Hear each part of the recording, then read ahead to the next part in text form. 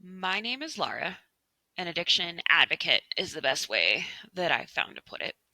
Uh, and I'm doing all of this podcast and all that in hopes of creating a platform to discuss addiction, um, discuss where it comes from, the brain pathways, kind of the genetic links, as well as the many ways of recovery, societal implications, maybe the history behind it, generational trauma, and family support.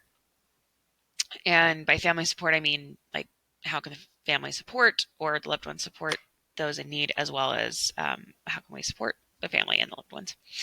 Um, I also want to leave space for those who have lost someone in the many ways that that happens to share their story of that person, share their personality, the quirks, the interesting parts, the good, the bad, the things that get lost when someone's labeled an addict that unfortunately people refuse to listen to or don't hear a lot of the times, as well as a space for people to share that have suffered with addiction, who are in recovery, who maybe currently are struggling, to share what their journey has been like, what got them started down that road, what has helped, what has kind of pushed it along, what support was useful, those kinds of things to just kind of open up that conversation and allow other people to kind of figure out what's going on.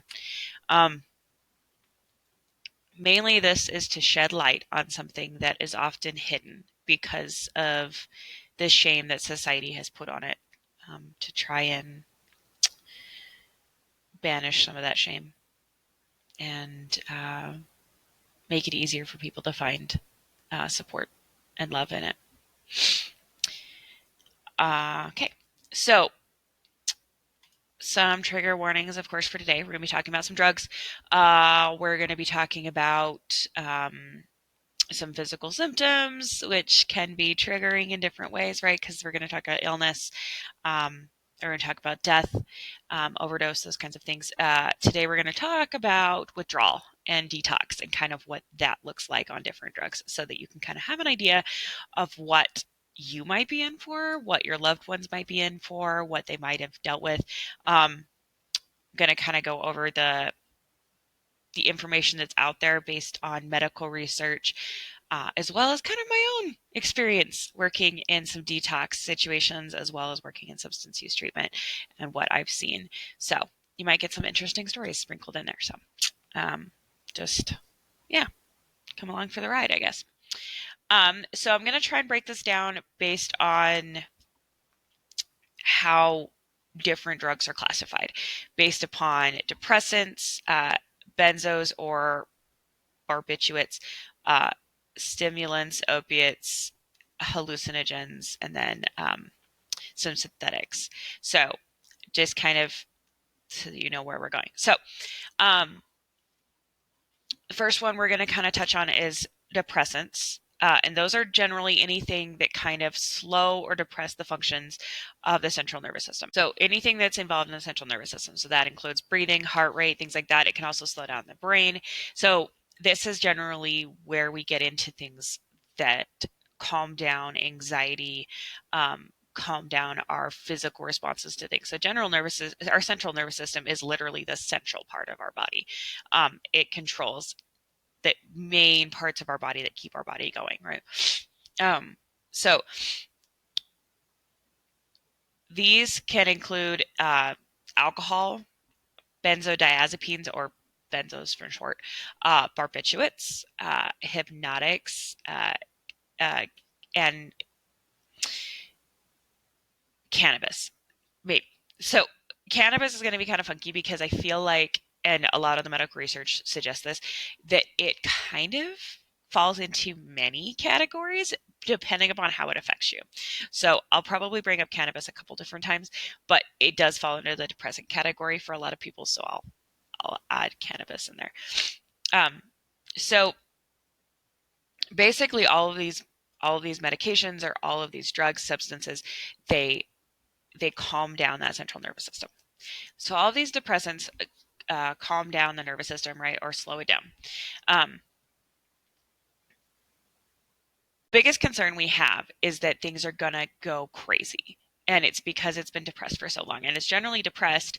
It depresses the central nervous system, right? And so when we depress the central nervous system, there's certain, our body likes homeostasis. And I talked about this in my episode 2 about the disease, right? Our body enjoys being stable. So it's going to try and find a way to be stable. So if we're taking a drug or a substance that is consistently lowering things down, it's going to create excess of hormones that are going to bring it back up.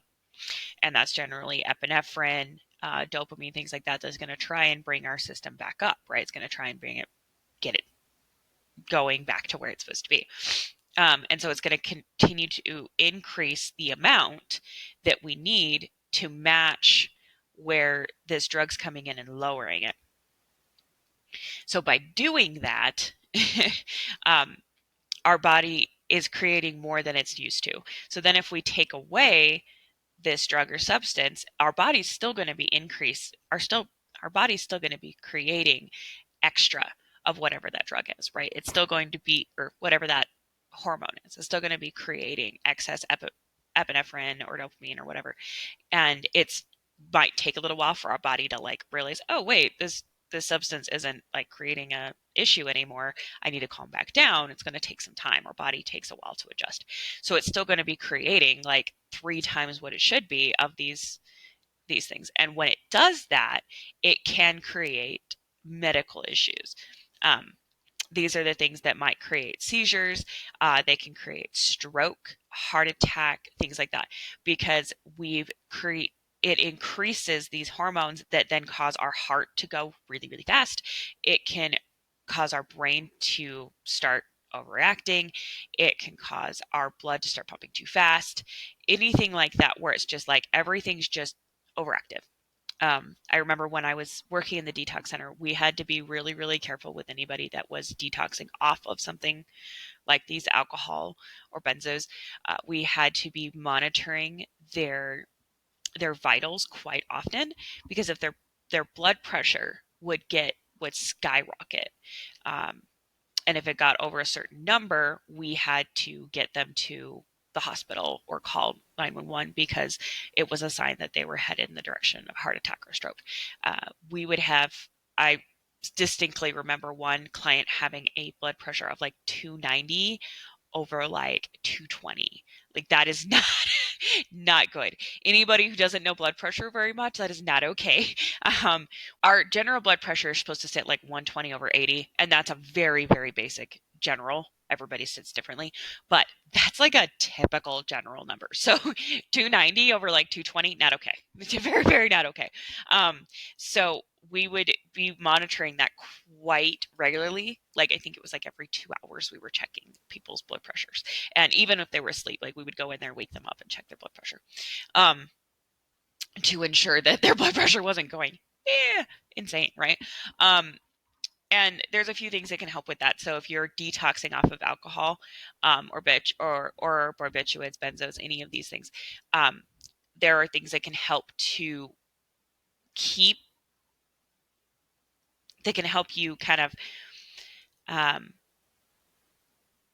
that can help you kind of taper down uh, from going to help from going to from a substance in your body to counteract these hormones to no substance in your body to counteract these hormones, right?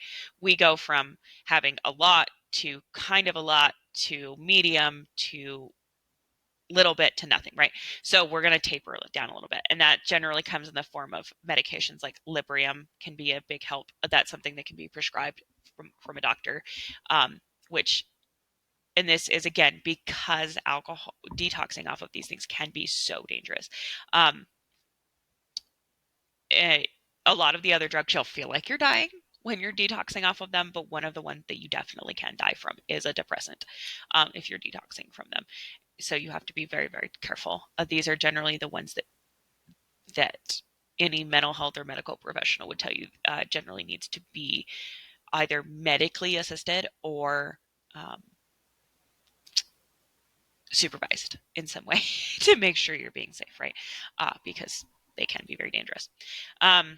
But in an overall sense, some of the symptoms that you might get are seizures, agitation, shakiness. You'll get some anxiety because, again, your brain's being active again. Increased heart rate, overactive reflexes, high blood pressure, fever, sweats, hallucinations, severe cravings, and insomnia. So again, you're going to feel like shit. It's not going to be fun. So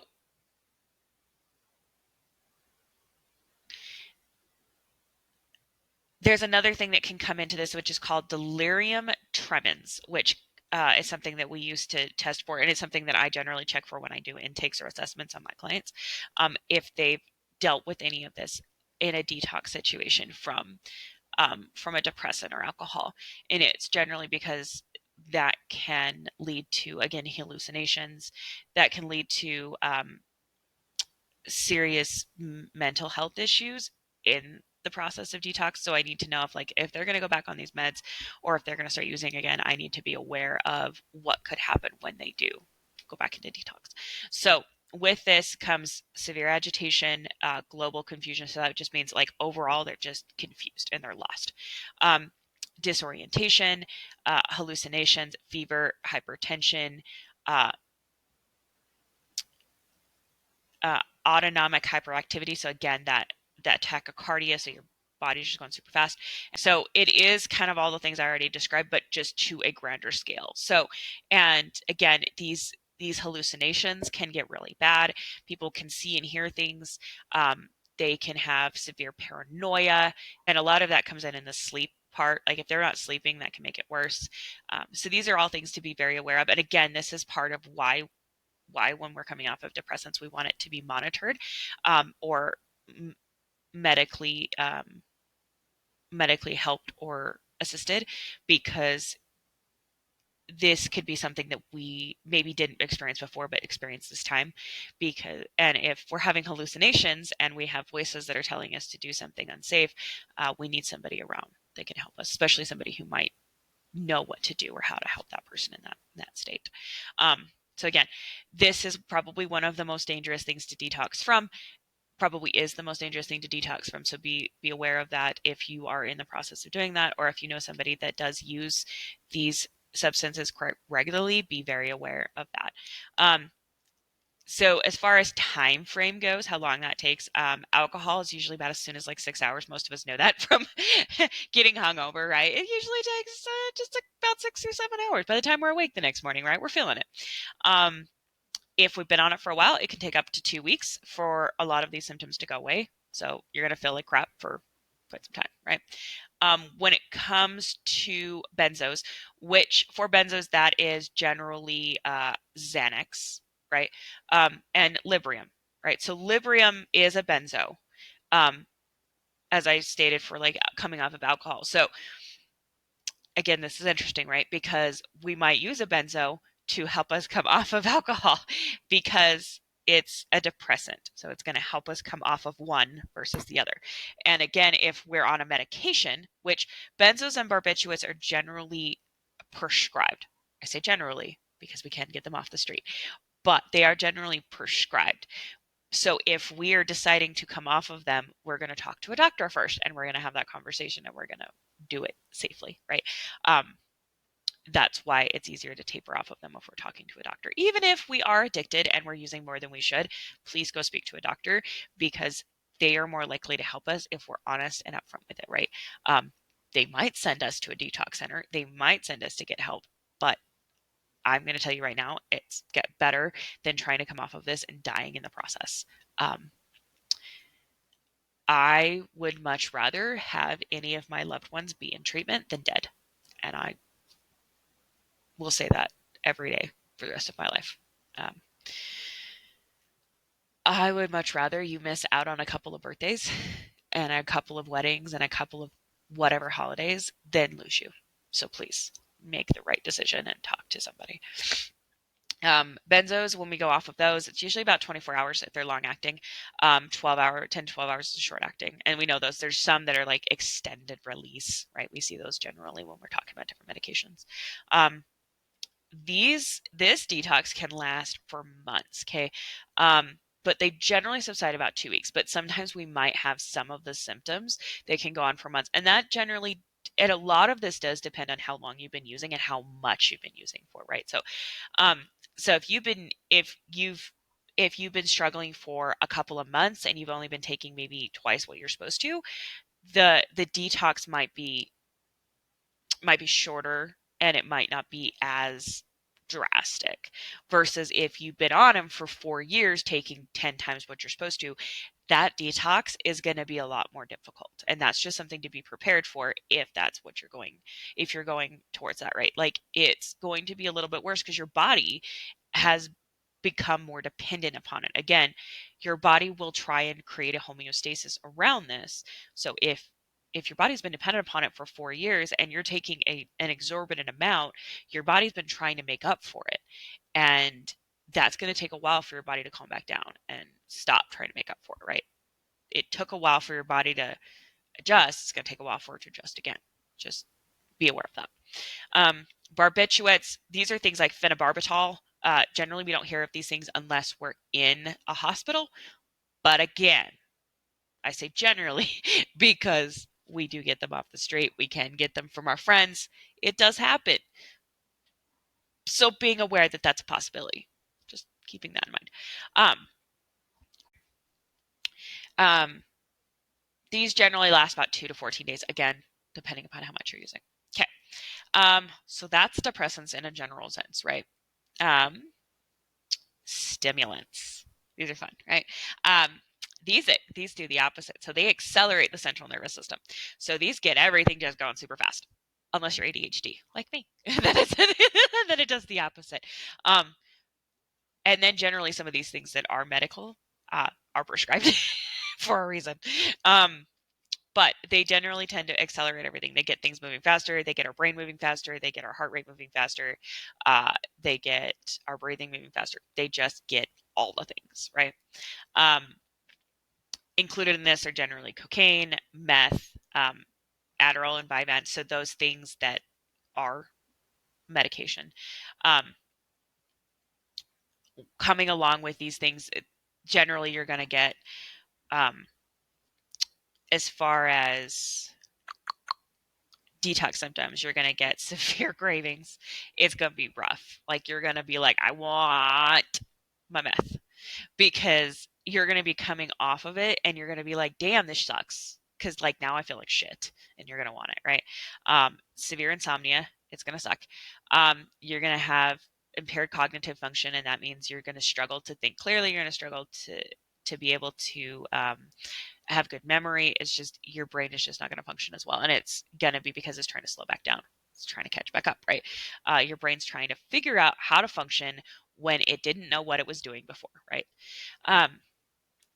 Mood swings is a big thing. Chills, body aches, tremors, shakiness, fatigue, exhaustion, difficulty concentrating, depression, anxiety, just all of these things. And a lot of that, again, is because your brain is trying to make up for whatever it did. And a lot of it, keep in mind that, again, in the opposite of depressants, it was trying to make up for it. So all of these symptoms, all of these things where it was like, this drug was like creating extra of all of the good, all these hyper hormones, your brain's going to try and create extra of the calm hormones, right? And so it's going to do the opposite. And so when like the drug that was creating all of the hyper stuff is gone, your brain's still going to be creating the calmer or the quieter stuff, right? Which is going to create its own problem, right? So it's going to oftentimes create some depression, some sadness, things like that, because your brain's coming down, which is also part of why it's going to cause impaired cognitive function, difficulty concentrating, because now all of a sudden your brain's super depressed. It's all of these hormones have calmed way down, which is going to make your brain just be like very sluggish. Okay. Also, generally, when we're on these drugs, we tend to not sleep a ton. We tend to be super hyperactive, right? We're super awake. We're not eating a ton because um, it slows down our need to eat because it thinks that we don't need to. our brain is like, oh, well, we're good. We're full of energy, so we don't need to eat, right? Generally, when we're not full of energy, our brain triggers and thinks we need to eat because food equals fuel, which equals energy, right? So it'll tell us not to eat. So I can remember many a client coming in who was detoxing off of these, uh, who would be in there sleeping for days, right? They would come in on Monday, and they would literally just sleep until Thursday. And then they would wake up and they wouldn't even know what day it was. And then they would spend the next 3 days just eating, right? It was like their body is just trying to catch up from all the time of not sleeping and eating. And so it was just like all of a sudden we're eating and we're sleeping and that's all we're doing. So that's a big part of it as well. Um, so it generally, as far as timeline goes, you're getting a lot of, it's usually just a few hours to a few days. Those of you that have used this is one that I will be honest, I've never tried before, because just never interested me. I was already hyper enough as it is. I didn't need to be more hyper. I do take uh, prescribed Adderall as prescribed. So I know that one, but the rest of it I don't know. Um, but those of you that have seen it and the people that I've seen on it, generally the high only lasts for a very short period of time. So the detox or the withdrawal happens pretty quickly, and it only lasts for a few days before you start to kind of feel somewhat normal. And again, this definitely does depend on how long. If you've been abusing it for 10 years, right? Like it's going to last a little bit longer. If you've been abusing it for 6 months, again, a little bit shorter, right? Generally one of the safest things to detox or withdraw from. But complications can still include psychosis. I have seen this where people, and some of this, and it's the saddest thing, can be permanent. I have seen some clients have meth or stimulant induced psychosis, and it is because, and I'll talk about this in later episodes with long-term medical effects of some of these drugs. But it does take away so much of the nutrients because we're not eating enough and all of that stuff. It can start to cause damage within the brain. It does take away so much of the nutrients and the vitamins and the minerals within our body, and it creates such a problem. And because a lot of these are uh, home lab made, right? The chemicals in there are just so dangerous for our body, um, that they can literally kind of eat away at our brain, right? So it can cause severe brain damage, which can lead to permanent psychosis. So I have had a number of clients who normally probably wouldn't have psychosis, and by psychosis I mean uh, auditory and visual hallucinations, so hearing and seeing things, believing things that other people might not. So paranoid delusions, things like that. People who wouldn't normally have this now do because of the meth or stimulant use. Um, it can also come with depression, again, like I said, anxiety, from just like the change in the hormones, and severe agitation. This happens quite a bit. I dealt with a lot of clients who were just really just like very, very agitated, very, very angry. Um, and a lot of that is just because you're coming off of this drug that has been creating such a high in your body, and now you're going down to a low, and the change in that is just so funky in your body and you don't know how to handle it, so your emotions are all over the place, and so anger and agitation are just going to come with it. So this is something to just be aware of if you're dealing with somebody who is coming off of that, and for yourself as well, just to be safe and keep others around you safe. So that's basically stimulants. Like I said, it doesn't come with as much of the dangers that depressants do, but still things to keep in mind. Next, opioids, which are fun, right? They suppress our physical pain. So some are natural, some are lab created, but they generally tend to, um, they're they're there to suppress our pain. So they generally go into our receptors in our brain, and they create like a buffer in there to knock out our pain, keep them from coming in. Okay. So included in this are heroin, morphine, fentanyl, um, carfentanil, which is a new one. I hate it. Oxycodone, hydrocodone, hydromorphine, and I can't ever say this, metrophenone, and methadone. Um, just all of those that fall into that one. So again, some of these are natural, some of these are lab created, right? So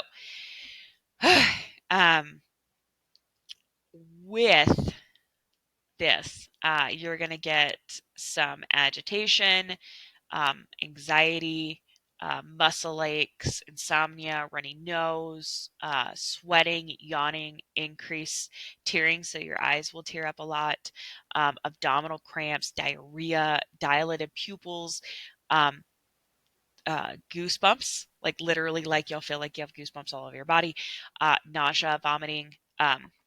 I remember going through this list when we check people in at the detox center, and we'd be sitting there like going through the list of like, what symptoms do they have? What symptoms do we notice? Those kinds of things.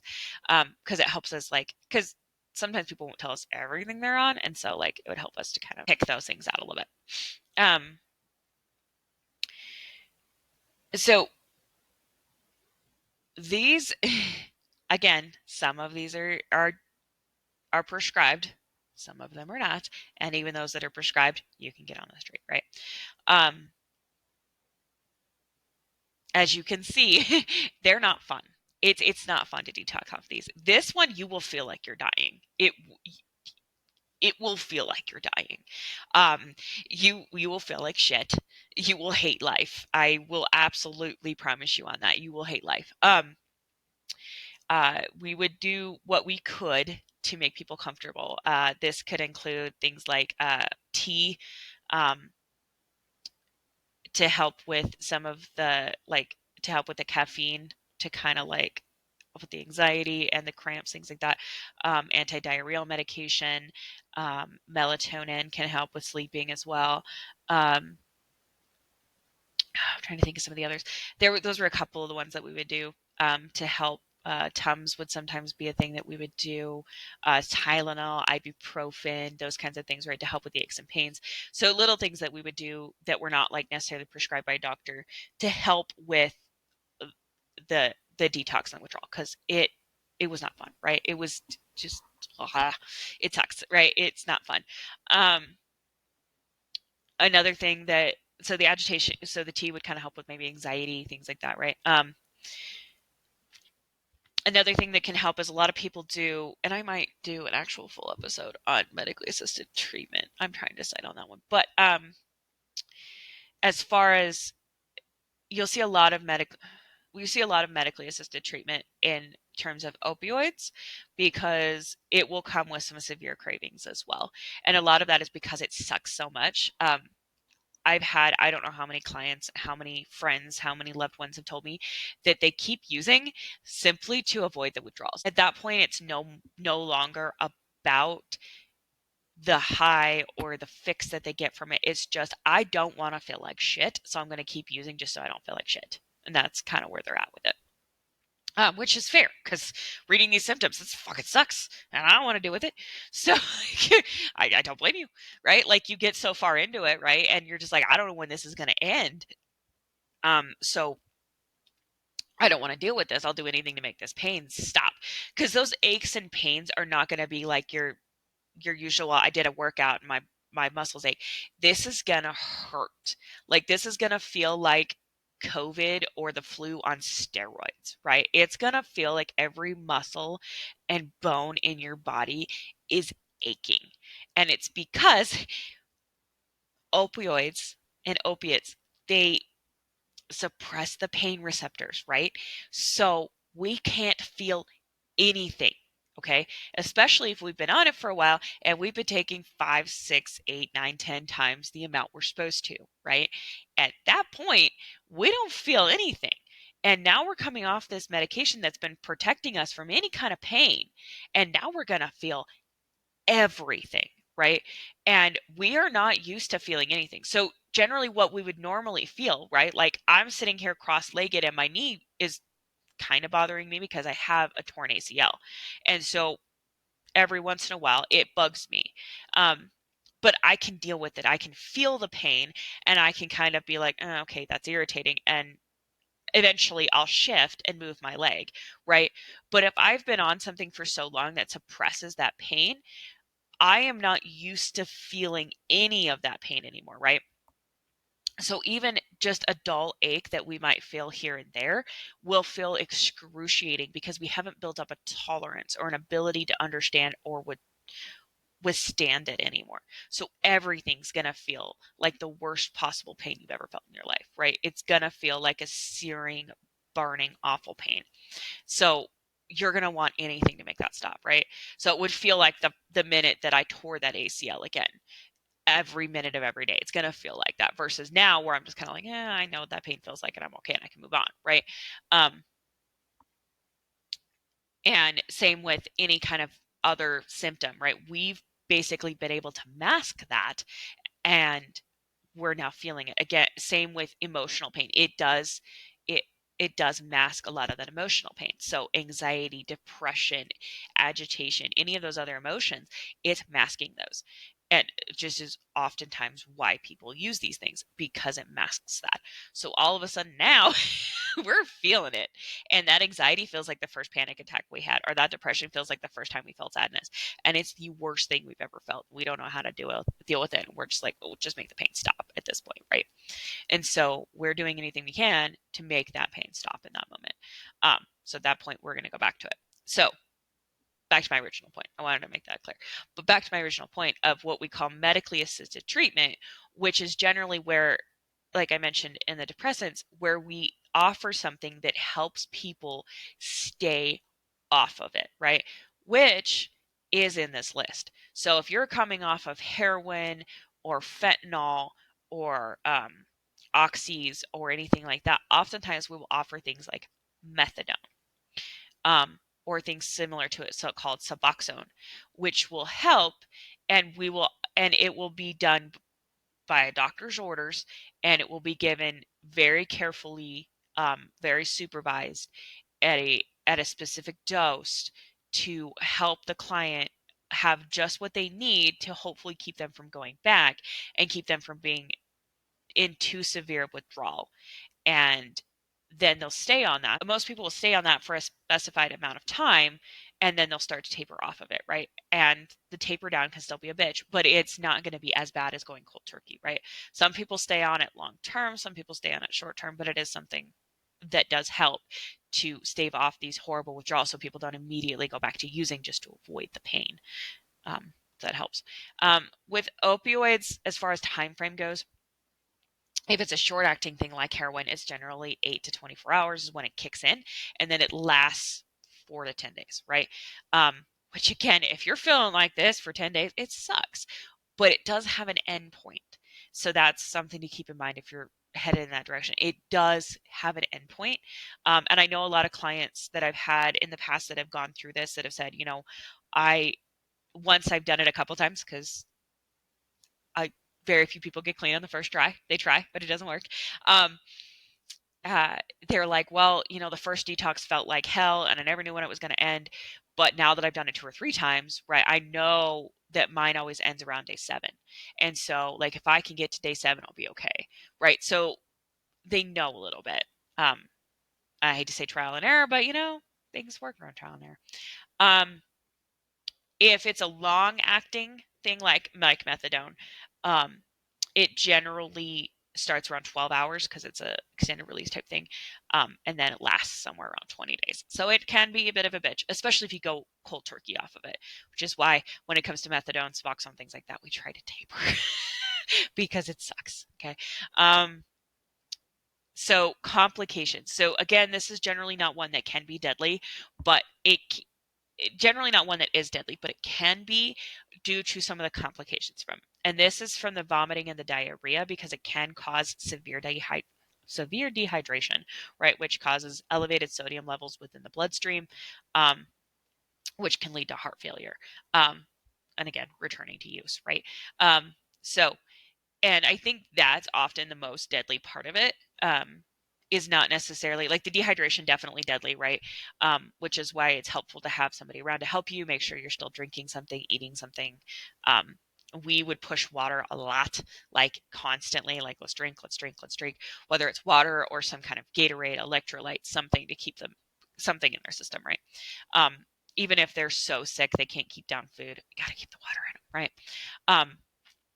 And that's where those elevated sodium levels go in, because if we don't have enough water but we have too much sodium or salt in our system, that's where the heart failure comes in. So it's just, that's usually why we die of dehydration. It's because of the sodium level.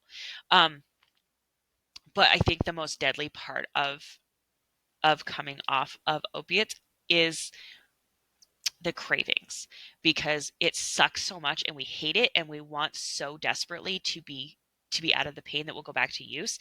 We build up a tolerance to these very quickly, and so we tend to use quite a bit. And our tolerance, and in order to be able to continue to get the same high, we tend to use more and more. And unfortunately, this is the drug that we are most often able to overdose on. Doesn't mean you can't overdose on the other stuff. It just takes a lot more, right? But because this does cause overdose, people will go back to the same amount they were using before they tried to detox, okay? Or they'll use more than they did before because they're just like, I just need the pain to stop, so I'm going to use a little bit more than I normally do because I need the pain to stop, and that'll be just enough to send us into an overdose. Because this does also act similar to the depressants in the fact that it slows things down, right? So it slows down our heart rate, it slows down our breathing, all of that stuff. And so if it slows down enough, it will shut everything down and it will kill us, right? So generally our respiratory stuff slows down, right? So it slows down our respiratory, it just slows down our breathing, it slows down our heart rate, slows down all that stuff, which it in turn causes respiratory failure. It shuts everything down. So biggest concern, right, is that we'll go back and we'll use either the same amount or more than we did before, which causes an overdose. So that's the deadliest part of this. And that's, again, why we tend to use medically assisted treatment, or MAT for short, because we don't want somebody to go back and use again. It's also why we tend to push anybody who, like, when anybody was leaving the detox center, we handed out naloxone like candy because we're like, please, if you're going to leave and you're hitting that point, please just take this, just in case. Those of you that don't know what naloxone is, it is something that we use to reverse an overdose for those who are overdosing of opiates. It basically goes in there and breaks the connection between the drug and the receptors in your brain, and kicks you into basically immediate withdrawal and detox. You will still need to seek immediate treatment. That's something to keep in mind. If you use naloxone or give it to somebody else, they still need to seek immediate treatment because it is a short solution. I have used it on a number of occasions on clients. It does help. It has saved countless lives in my experience as well as others.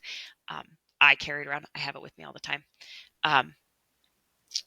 So yeah, complete your first aid kit, have it with you. But yeah, especially if you know somebody and love somebody that uses opiates, keep it with you, please. It does save a life. You might still need to use CPR in addition to. I had to do that a number of occasions because it just didn't quite work, or do exactly what I needed it to do.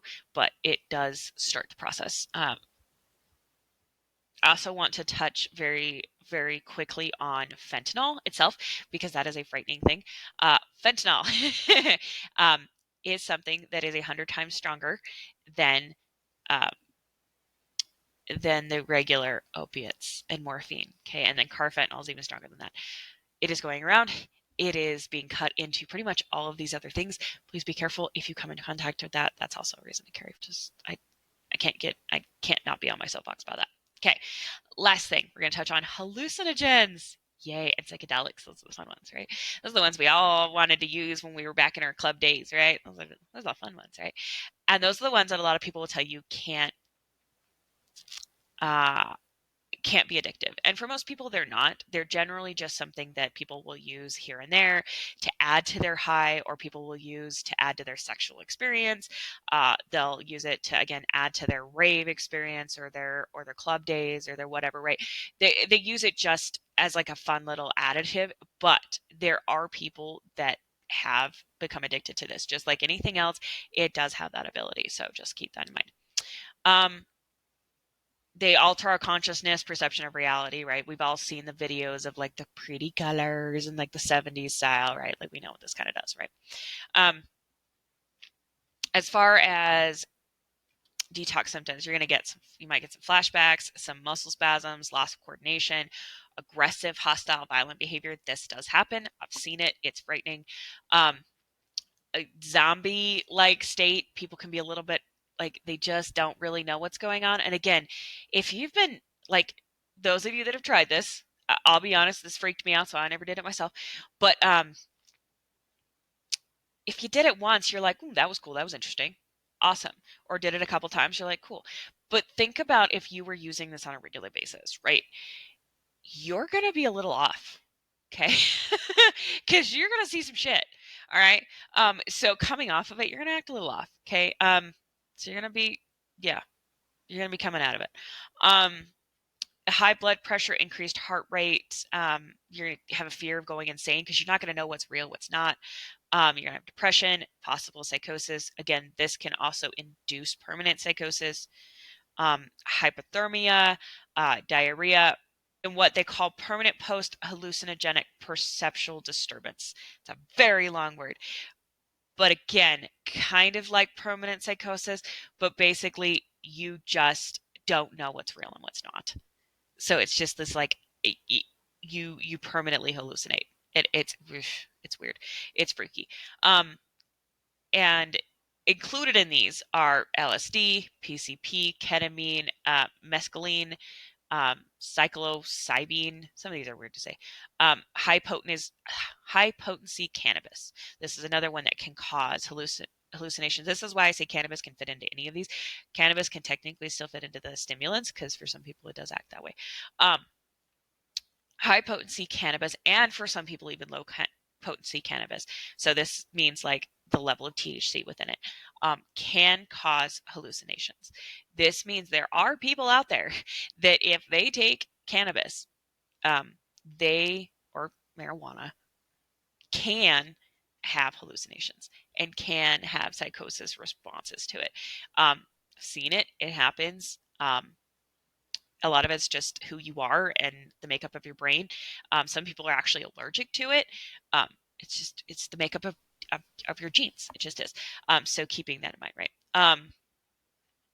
These generally, like if you're coming off of detoxing about 24 hours later to 7 days, again, certain psychedelics like LSD don't cause addiction because they don't cause as much of a dopamine hit. But if we're using it for a long period, like if we're just like, I really want to freaking be in an altered reality for a long time, right? Even if we're not necessarily addicted to it, but we might be addicted to the perception that we're getting out of it, it can still cause withdrawal. So keeping that in mind. Again, these are ones that can cause chemicals that can be made in the backyard lab, right? So it's hard to say what that withdrawal will look like, and it's hard to say what the long-term effects will look like of these because they can be made with different chemicals, right? Because it's everybody's, it's whoever's making it's their recipe, right? So fear there. Hallucinogens themselves can have long-lasting effects. Again, persisting perception disorder, what I talked about, as well as which is where you have difficulty determining object size because your brain's kind of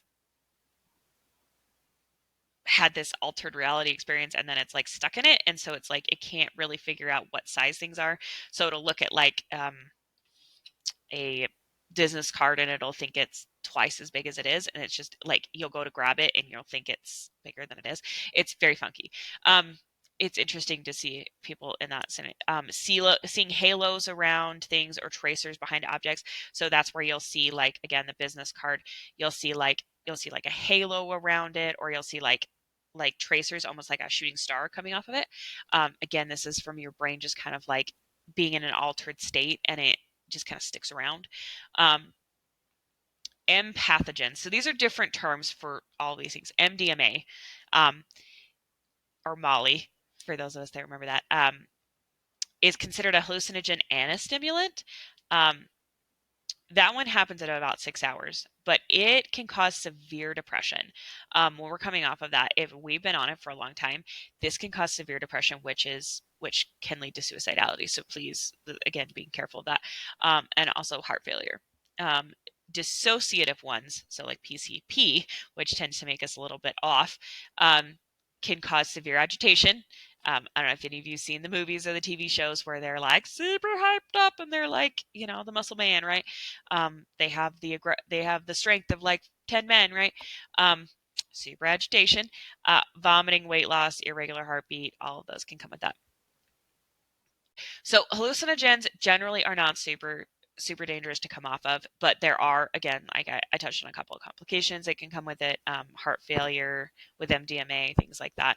A lot of it doesn't necessarily need to be super supervised, but it is always good, right? Even if I didn't say it in there, don't ever feel like it's not okay or not a good idea. Always please seek medical advice, seek help from somebody. There's plenty of detox centers in most of these areas.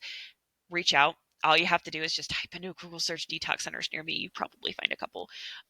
Reach out to your doctor, reach out to the hospitals near you. Most of them will give you advice. I'll also link a couple of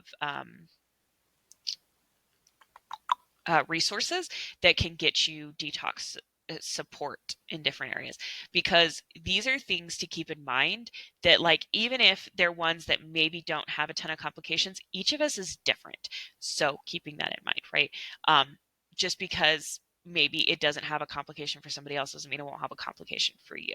And again, I'm not a medical professional, I'm a mental health professional, so please, like, don't take my word verbatim, because things happen and everybody's different and shit goes wrong, right? So being aware of that. I want to touch on cannabis really quickly, because I feel like like I said, it is kind of one of those that's like kind of all encompassing. It does kind of fit in all of them, and different medical professionals have put it in different areas. So, generally, the detox or withdrawal starts about 24 hours afterwards, and it can last up to 2 weeks, sometimes longer. It does stay in your system for much longer. I've seen people UA positive for it for up to 2 months post the last use. And it does stay in your fat cells for a lot longer too. So if you start losing weight, it might stick around. Keep that in mind. It comes with sleep problems, negative mood, decreased appetite, anxiety, depression, cravings, headaches, excessive sweating, stomach pain, shakiness, fever, dehydration. Whew, all the things, right? So if you noticed, a lot of those things were like in all the different areas of the different classifications, right? So we've got anywhere from cravings to headaches to decreased appetite to increased appetite to excessive sweating to stomach pain to just all the things, right? So if we're coming off of it, we've been using it for a long time, there can be some withdrawal symptoms. A lot of people are like, oh, it's not addictive. I'm here to tell you, anything can be addictive, okay? Anything can be addictive, okay? I understand. I am not necessarily 100% against cannabis. I'm not 100% for cannabis. I'm just telling you right now, it can be addictive. I've seen it. It happens, and it does come with withdrawal, just like prescribed medications come with withdrawal. So don't come at me, all right? Or come at me. I don't care. It doesn't matter. This is my belief, and you're going to deal with it. It can also come with possible psychosis. Again, it does happen. I've seen it during use and withdrawal as well. I have a puppy dog dreaming over there on the stairs. So if you hear that, I apologize. um, and then a couple of other ones that are difficult to put into place, but ones to keep in mind. And I know there's so many more new ones, and I'm not gonna even attempt to try and name all of them, because God help us all. But a couple of ones that I've continued to run into, that are synthetic creations. Spice, which is a synthetic marijuana, which I would put more in the hallucinogens specter. Um, does cause does cause hallucinations, psychosis, those kinds of things. Coming off of that is a bitch. So similar withdrawal symptoms to that. And then bath salts as a synthetic stimulant, but also causes some significant hallucinations. Um, I remember one client acting like a dog. Um, I remember another client trying to walk through walls because he was convinced he was invisible. Like, this shit's scary. Please don't use synthetics if you can avoid it because it's scary. And this stuff will cause permanent brain damage because this is the stuff that is made in someone's backyard lab, and it is made with whatever chemicals people want to make it with. And there is not a set recipe to it, right? Like generally when we're making meth, we're making a a specific drug out of it. These things aren't made with those specific things in mind. They're just making something, right? And they're going to call it spice, or they're going to call it bath salts. They're going for a specific outcome, I guess you could say, and they don't care what harm comes with that. Um, I had one kid whose mom decided to use him as the guinea pig to test all of her stuff out on. And this kid was incredibly intelligent and awesome and sweet and wonderful. And mom tested one batch out on him, and he was permanently brain damaged to the point where he could never live on his own again. Um, it was probably one of the most devastating things I've had to witness personally. Because I got to know this kid and I loved him very much, and I thought he was an awesome, awesome kid. So please, if you can avoid these things, please avoid them. Um, they're not safe. But yeah, uh, as I get on my soapbox again, there are so many more coming out. So I mean, if I missed some, please feel free to let me know. I know I did. Those are the ones that I think are kind of like the big ones that I feel like we deal with on the most often. Also keep in mind, as I say, cut with different things. It reminds me, a lot of this stuff that you get on the street is not pure. It's not pure meth. It's not pure cocaine. It's not pure heroin. It's not, no, it's cut with just a whole host of things. I know multiple times I would UA a client to get them set up for one service or another, and they would pop positive for 5 different things, and they're like, oh, I never used LSD, I never used PCP, I never used fentanyl, I never used, and they're like, the only thing I ever used was meth. And I'm like, well, I mean, the only thing you intended to buy or use might have been meth,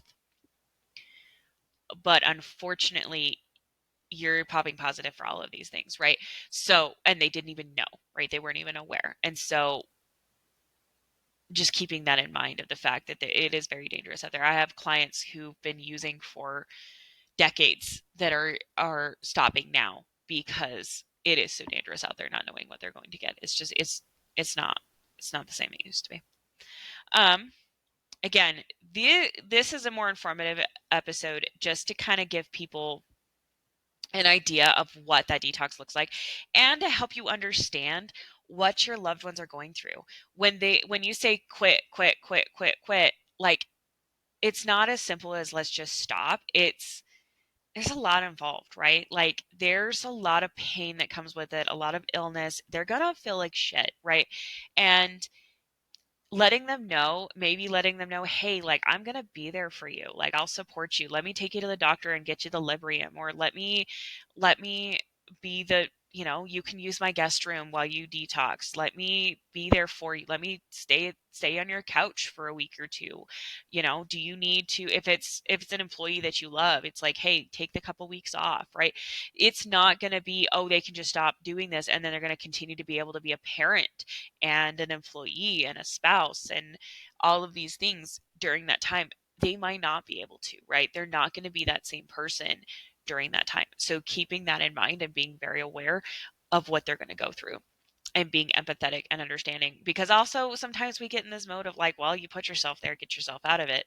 No, right? Like that's not helpful in that moment of being like, well, you put yourself there, you deal with symptoms. No, because that's not that's not being helpful. Right? Like that's just going to make them feel more shameful. We're here to support. We're here to help. And also understanding why they might go back, right, when they're in that moment. So keeping that, like I've always said, addiction is buried because it's so shameful in society. We need to kind of change that a little bit, make people know that we're there, we love them, we're here to support them through these things. And also those of you that might be going into this, give you an idea of what you're in for, right? So let's make these conversations loud. Let's share our stories. Let's share this information so the society understands like what this looks like, how hard it can be. Make sure to subscribe if you'd like to share your story. If you have suggestions on topics you want me to cover, if you notice something in here that you're like, ooh, I'd love more information on that, let me know. I'm more than happy to do an episode on it. You can find me on Facebook at A Family Addiction, or email me at afamilyaddiction@gmail.com. I also have a website that my beautiful, wonderful, sweet husband set up for me at afamilyaddiction.com that you can check out as well, and submit your suggestions or stories there. I'm happy to do them anonymously, as you've seen in episode 3. And yeah, share your story. Tell me your story. Thank you.